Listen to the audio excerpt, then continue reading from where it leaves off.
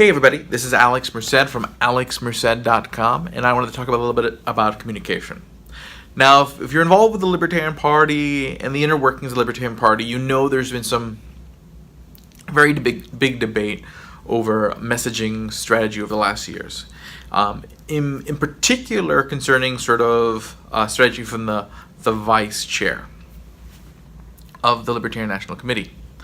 Now, what I wanted to accomplish in this video is just kind of state what I think is the right strategy, personally.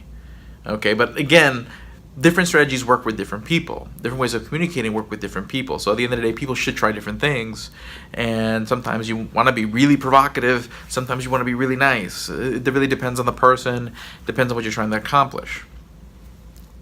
But okay, it's sort of the stated intention regarding this controversy of the person who sort of made controversial statements is that they want to create cultural change, okay, which is important, which is actually a really good consideration, because what does that mean? Okay, there's political change. That means you elect some people, they put in a policy, okay, but if you put in a policy that's very contrary to the culture of the time, society will reject this. Kind of like putting an organ and your body rejects it. Okay, the society has to be prepared for the rules that get placed on it. Okay, so at the end of the day, politics is a lagging indicator in the sense that the rules, the laws that get passed are a reflection of the voting base. So we oftentimes spend time blaming politicians, which we have very genuine criticisms of corruption and of a lack of integrity. Those are all genuine criticisms, but at the end of the day, because of that, the result of their work is oftentimes purely reflection of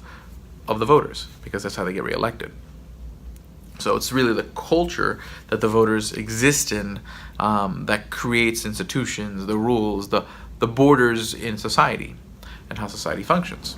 Okay, so basically, in this conversation, the idea is how can you create a more libertarian-friendly culture that pushes more voluntary governance and more maximizes voluntarism in society and minimizes force. Okay, so basically, the approach in this case of the person who is causing the controversy is to make the most provocative statements challenging sort of status quo norms regarding force, okay, and oftentimes tugging at really, really closely held social norms and sensitivities, etc., and oftentimes pushing on those when questioned even further. Now, my problem with that approach, while I agree with the intention, I agree that we, fostering you need to foster political change, but part of fostering political change is by fostering cultural change. I agree with that. But to me, a lot of times cultural change happens out of necessity or value, in the sense that people do things differently because it's a better way of doing things. And people don't know it's a better way of doing things until they at least see somebody else doing it and seeing it work. So to me, the most productive way to change the culture is through just going out there and starting businesses, starting charities, basically just doing what we say we want to happen, what we want to be in the world. So maximizing sort of voluntarism in our own lives to the benefit of others. How do you do that? Well, you just start businesses that address things that you think are issue or are lacking, charities, or just helping out your neighbors, your friends, and your family, and just doing what you can to make the people you care about and the issues you care about better. I don't think shaming works as well. Now, you can shame people to the point where they're embarrassed to mention that there's something, but it doesn't necessarily change the demand. Okay, so yes, shaming, isolation can have an effect on pushing people to make certain choices, because, or at least hiding who they are in a sense, because they're scared of isolation, of shame.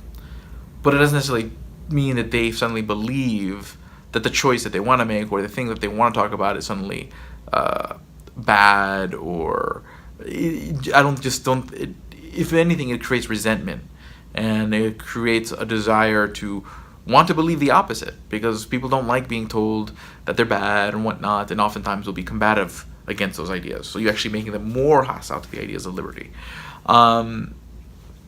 So my issue is not that whether we should be making and focusing on cultural change, and whether through our rhetoric can we and our actions, more importantly, create cultural change. But does provocation? What is the role of provocation doing that? I'm not saying it plays no role. It can. But also, you have to consider the position that you hold. When you hold a national position, a near top level position in an organization, what you say then makes decisions for everybody else. Okay, so basically, what I believe is within the apparatus of the Libertarian Party is that each candidate has an opportunity to brand libertarianism. Actual libertarianism, but they can kind of help give their own spins, find the way to sell to their voters. Okay, who's going to sell it best to people in Pennsylvania? Pennsylvania candidates. Who's best going to sell it to Connecticut people? Connecticut candidates. They're going to know exactly how to sell libertarianism to their state the best, to their county, to their town, to their block. I want them to have the voice to say that. The problem is when you start talking and you're someone at the national level and you start making very, very provocative statements, those statements then affect everybody else. That person in Connecticut cannot express themselves because they're too busy speaking to what someone else said. Okay? And that could affect voter volunteer enthusiasm. So it does affect the ability for other people to have a voice within libertarianism. Okay, and again, I do think from a practical matter that it actually pushes people away from making those cultural libertarian changes at the same time as you're actually affecting the ability for others to do it in a positive way or in any way that they want. Okay, again, every approach to saying the libertarian message works for someone, and that's what I want. I want 1,000 messengers with 1,000 different voices saying the same principles, but in 1,000 different ways that appeal to many different people. Because there is no silver bullet, there is no right way of doing it, there is no perfect libertarian, and there's no perfect libertarian message. There's a message that works for everybody, and it's different. So you just want, it's like anything else. Why we don't want one? There's no one perfect business. That's why you want a free market, because the only way to discover what works is to have competition.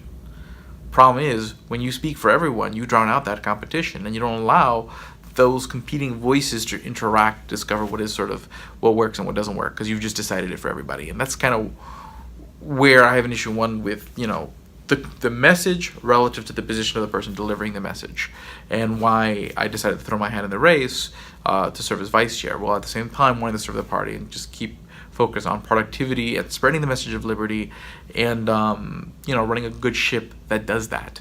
So I kind of touched upon a lot of things, not as quite as a cohesive message as I originally intended going into this video with, but I think you guys got the point, and take what you will from it. And thank you guys all for all the kind words and all the support over the years, making all these videos and communicating with you guys. It's super appreciated. Subscribe to the podcast, subscribe on YouTube, like the pages on Facebook. It just having you follow me keeps me in the game, encourages me to keep doing what I'm doing, also helps what I say reach to more people, and hopefully you have a positive effect. So thank you very much. Have a great day and enjoy.